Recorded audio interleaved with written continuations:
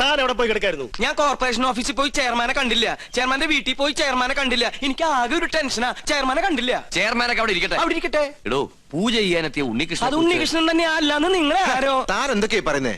എടോ ഉണ്ണികൃഷ്ണനെ കുറിച്ച് തന്റെ അഭിപ്രായം എന്താണെന്ന് ചോദിച്ചേ. മാർത്താണ്ട ഡീസൽ അടിച്ചില്ലേ? ഡീസൽ അടിച്ചു. ചോദിച്ചത് കേട്ടില്ലേ? ഡീസൽ അടിച്ചു. എടോ ഉണ്ണികൃഷ്ണനെ കുറിച്ച് തന്റെ അഭിപ്രായം എന്താണെന്നാ ചോദിച്ചേ. നല്ല അഭിപ്രായം അല്ലേ? നമ്മുടെ ഗോപികയ്ക്ക് വേണ്ടി ഉണ്ണികൃഷ്ണനെ കല്യാണം ആലോചിക്കുന്നതിനെ കുറിച്ച് എന്ത് പറയുന്നു? ഗോപിയയ്ക്ക് കല്യാണം ആലോചിക്കുന്നതിനെ കുറിച്ച് തന്റെ അഭിപ്രായം എന്താണെന്നാ ചോദിച്ചത്. എനിക്കങ്ങനെ പ്രത്യേകിച്ച് ഒരു അഭിപ്രായം തോന്നുന്നില്ല. എന്നാ ഞങ്ങൾക്കുണ്ട്. അവൻ സമ്മതിക്കോ? ആദ്യം കുട്ടികളോടാ ചോദിക്കുക, അവന്റെ വീട്ടുകാരുമായിട്ട് ആലോചിക്കുക, എന്നിട്ട് അറിയിക്കാം. അത് മതിയോ? ഇയാൾക്ക് എന്താ പറ്റിയേ? കാറിലോട്ട് കയറി മണിമല മാണിക്കത്തേക്ക് പോവാം. മണിമല മാണിക്കത്തേക്കോ? അത് ഉണ്ണികൃഷ്ണന്റെ വീടല്ലേ? ഞാനില്ല, എനിക്ക് അമ്പലത്തിൽ പോകണം, 4 മണിക്ക് വഴിപാടുണ്ട്. ഈ വേഷത്തിലോ? എന്താ ഈ വേഷത്തിൽ പോകൂടെ? താൻ എങ്ങോട്ടും പോണ്ട, കാറിലോട്ട് കയറി. തനിക്കല്ലേ വഴി നിശ്ചയുള്ളൂ. ഞാൻ വന്ന വഴി പോയ വഴിയൊക്കെ മറന്നു. മറക്കേ, 2-3 വട്ടം താൻ അവിടെ പോയതല്ലേ? എനിക്ക് എന്താന്നറിയില്ല, പെട്ടെന്ന് ഒരു മറവി. സ്വപ്നാംബുലിസം. അത് ശരി, അപ്പൊ ബാധ ശരിക്കും ഒഴിഞ്ഞിട്ടില്ല. മാർത്താണ്ട, ആ തിരുമംഗലത്തെ വിളിക്ക്, 2 ചൂരൽ കഷായം കൊടുക്ക.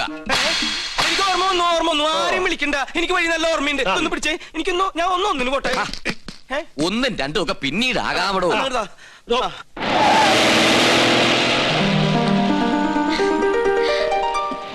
ഉണ്ണീഷ്ണ, പോയിട്ട് വരാം. പോയിട്ട് വാ. ഇയാളെന്താ കഥകളി കാണിച്ചോണ്ട് പോകുന്നു? നീ ആക്ക് ശരിക്കും ബാധ കൂടിയോ?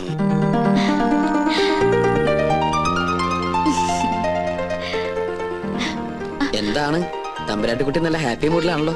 കാര്യമുണ്ട്. എന്താണാവോ? അതെ, എനിക്ക് വേണ്ടി കല്യാണം ആലോചിക്കാൻ എല്ലാരും കൂടി പോയിരിക്ക.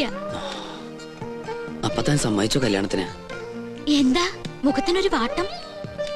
ഏയ് ഒന്നുമില്ല. ആരാണ് ആ ഭാഗ്യവാനായ ചെറുപ്പക്കാരൻ ഓർത്താ? ആളെ ഞാൻ പറയില്ല, വേണമെങ്കിൽ തൊട്ട് കാണിക്കാം.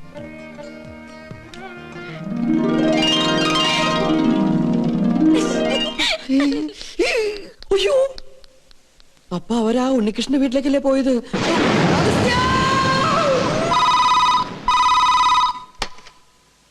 ഹലോ, ഉണ്ണികൃഷ്ണന്റെ വീട് തന്നെയല്ലേ? അതെ. ഉണ്ണികൃഷ്ണ, ചെയർമാൻ ദാമോദരൻ നമ്പൂതിരി പറഞ്ഞിട്ട് വിളിക്കുക. ഉണ്ണികൃഷ്ണൻ വീട്ടിലുള്ള കാര്യം ആന്റണിയുടെ ആൾക്കാർ അറിഞ്ഞു. പോലീസ് അന്വേഷിച്ചു വരാൻ സാധ്യതയുണ്ട്. തൽക്കാലം നീ അവിടുന്ന് പൊങ്ങുന്നതാണ് നല്ലത്. അതുപോലെ സംഗതി ഏറ്റുന്നാ തോന്നണത്. എങ്കിൽ തമ്പരാക്കന്മാർ എത്തും മുമ്പ് നമുക്ക് അവിടെ എത്തണം. വാ. എങ്ങട്ടാ നേതൃത്വത്തില്? അത്യാവശ്യമായിട്ട് ഒരിടം വരെ പോണം. പിന്നെ എന്നെ അന്വേഷിച്ച് ആര് വന്നാലും ഒന്നും പറയണ്ട. എന്താ മോനെ, എന്തിപ്പുണ്ടായേ? പേടിക്കാനൊന്നുമില്ല, ഞാൻ ഇവിടെ വന്ന കാര്യം ആന്റണിയുടെ ആളുകൾ അറിഞ്ഞു. വണ്ടി നിർത്താൻ പറഞ്ഞില്ലേ?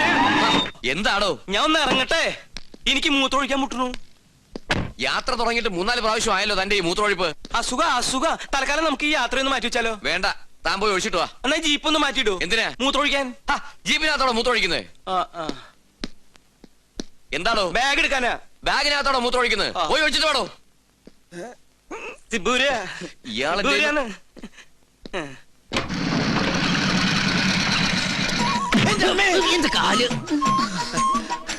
ഉണ്ണികൃഷ്ണൻ ഇവിടെ ഇല്ല. അറിയാം, അവൻ ഇവിടെ ഉണ്ടാവില്ലെന്ന് പറഞ്ഞിരുന്നു. അതുകൊണ്ടല്ലേ ഞങ്ങൾ വന്നത്. ഞങ്ങൾ ഉണ്ണിയുടെ സുഹൃത്തുക്കളാ.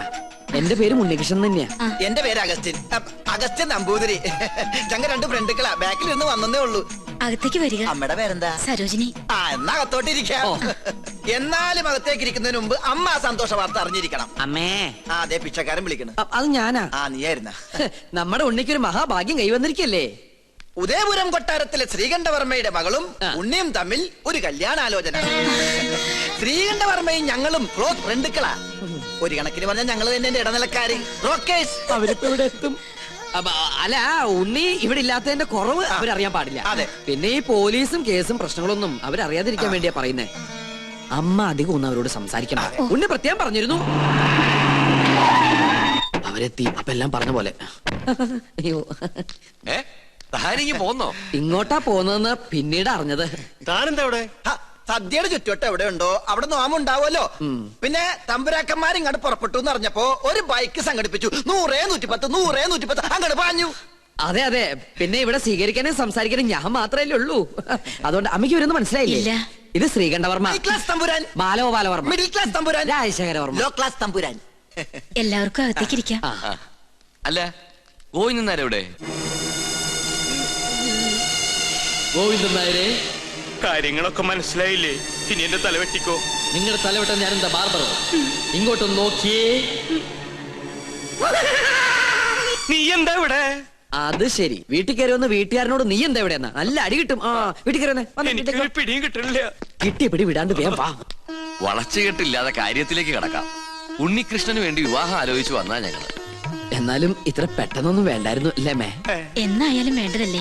എന്നാലും എനിക്കിത് അങ്ങോട്ട് വിശ്വസിക്കാൻ പറ്റണില്ല. എനിക്കും.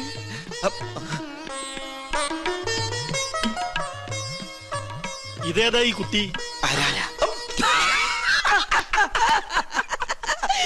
ചോദിച്ചത് കേട്ടില്ല മേ. ഇതാരാന്ന് ഒന്ന് പറഞ്ഞു കൊടുക്കട്ടെ മേ. ഉണ്ണിയുടെ പെങ്ങളാ സുധ. കൊള്ളാല്ലേ? അമ്മ പെങ്ങളെ തിരിച്ചറിയില്ല എന്ന് പറഞ്ഞ എനിക്ക് ആദ്യം മനസ്സിലായില്ല, ഇപ്പൊ എല്ലാം മനസ്സിലായി. നീ എങ്ങനെയാ അവിടുന്ന് ഇടുവന്നേ? അപ്പോ നിങ്ങൾ ആലോചിച്ച ശേഷം ബന്ധുക്കളോടൊപ്പം കൊട്ടാരത്തിലേക്ക് വരിക. തീരുമാനങ്ങളൊക്കെ അവിടെ വെച്ചാകട്ടെ. ഉണ്ണികൃഷ്ണ, തന്നോട് ഒരിക്കൽ എനിക്കൊരു പാപം ചെയ്യേണ്ടി വന്നു. മുത്തശ്ശി മരിച്ച വിവരം അറിയിക്കാതിരുന്നത്.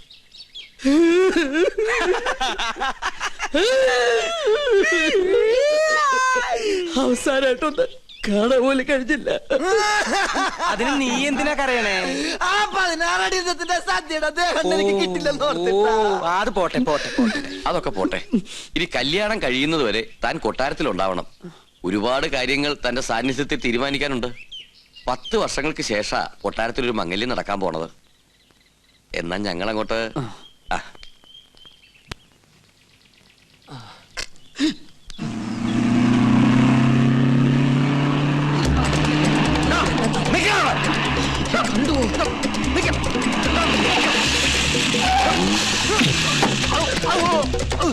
തിരുമനസ് നിരപരാധിയാണ്.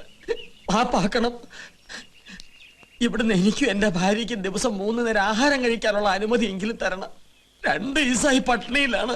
ഓ, തനിക്ക് ആഹാരം കഴിക്കണമെങ്കിൽ ചിക്കൻ വേണ്ടേ? അതിവിടെ വെക്കാറില്ലല്ലോ. നമ്മെ ദ്രോഹിച്ച ദൈവശാപം കിട്ടും. ഇപ്പൊ ഊണുൾ സത്യം മനസ്സാ വാചാ കർമ്മണെന്ന് ഒന്നും അറിഞ്ഞതല്ല. ശരി ശരി, കൊട്ടാരത്തിൽ ഒരു മംഗളകർമ്മം നടക്കാൻ പോകുന്നതിന്റെ പേരിൽ ക്ഷമിച്ചിരിക്കുന്നു.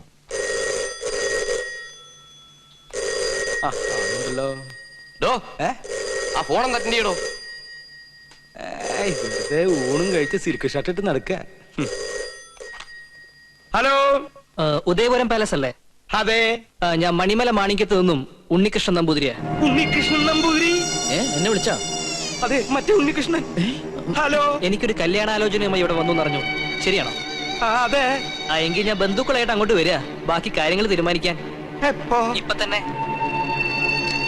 ഇനി രണ്ടിലൊന്ന് അറിഞ്ഞിട്ട് തന്നെ ബാക്കി കാര്യം. എന്താ പറഞ്ഞു? തോന്നാരെ ആരാടോ വിളിച്ചത്? അത് ഉണ്ണികൃഷ്ണൻ. ഉണ്ണികൃഷ്ണൻ? മറ്റേ ഉണ്ണികൃഷ്ണൻ മറ്റേ ഉണ്ണികൃഷ്ണൻ അല്ല, ഈ ഉണ്ണികൃഷ്ണൻ. എന്റെ വീട്ടിൽ നിന്നാ. അമ്മ എന്താ പറഞ്ഞത് ഗോവിന്ദേട്ടാ? അവിടെ നിന്ന് എല്ലാവരും കൂടി ഇങ്ങോട്ട് പുറപ്പെട്ടു. ഗോകുന്നാരെ, അവരെ സ്വീകരിക്കാൻ വേണ്ട ഏർപ്പാടുകൾ ഉടനെ ചെയ്യാ. താൻ ഇതെങ്ങോട്ട് പോവാ? ഞാൻ ഈ ബാഗ് എടുക്കാൻ വേണ്ടി പോയതാ. അതെ തിരുമനസേ, ഉണ്ണികൃഷ്ണന്റെ ബന്ധുക്കൾക്ക് വേണ്ടി ക്ഷേത്രത്തിൽ വിശേഷാൽ പൂജകൾ വല്ലതും നടത്തണോ ആവോ? ആവാം. അവരെന്തിനാ ഇപ്പൊ ഇങ്ങോട്ട് വരണേ? എടോ നമ്പൂരി, ഈ ഉണ്ണിയെ കൊണ്ട് എന്റെ കുട്ടിയെ വേളി കഴിപ്പിക്കാൻ പോവാടോ. സർവമംഗളാനുഭവം. ഇവന്റെ ജനസമയം നോക്കി പുരുഷോത്തമ പണിക്കർ അന്ന് പറഞ്ഞതാ എനിക്ക് ഓർമ്മ വരുന്നത്. എന്ത്? ഗജരാജയോഗം ഉണ്ടെന്ന്.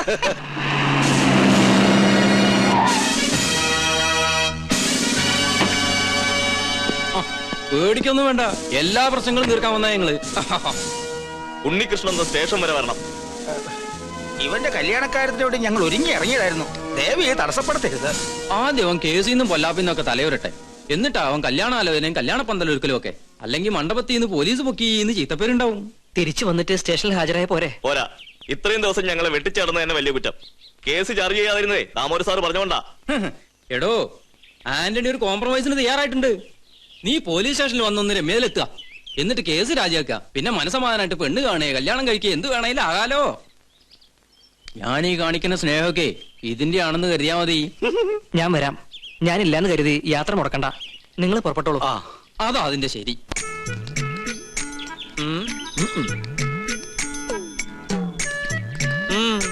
ഹായ്. ഓ, ഇനി നമ്മളിപ്പോ എന്താ ചെയ്യാ? എന്താ ചെയ്യാ? ഞാനൊന്ന് പറഞ്ഞോട്ടെ, നമ്മളിപ്പോ എന്താ ചെയ്യ? ഇയാളെ കൊണ്ട് വലിയ ശല്യായില്ല. എന്നാ ഞാൻ വേറൊന്ന് പറഞ്ഞോട്ടെ, നമ്മളിപ്പോ എന്താ ചെയ്യേണ്ടത്? ഒറ്റ വീക്കുന്നുണ്ടല്ലോ. എന്താ 3 പേരും കൂടി ഒരു ചുറ്റിക്കളി? ഇയാൾ ശല്യം ചെയ്യണു. ഏ? ഹാ, ഇയാൾ അടുക്കളയിലേക്ക് ചെല്ല്. സദ്യയുടെ കാര്യങ്ങൾ ശ്രദ്ധിക്കുക. ഓ ആ ഉണ്ണി, ഹായ്. അവരെത്ര പേരുണ്ടാവും? ഒരടിക്കുള്ള ആളുണ്ടാവും, അല്ല ഒരു വണ്ടിക്കുള്ള ആളുണ്ടാവും. ആയിക്കോട്ടെ, അല്ലേ ഗോവിന്ദനാരെ?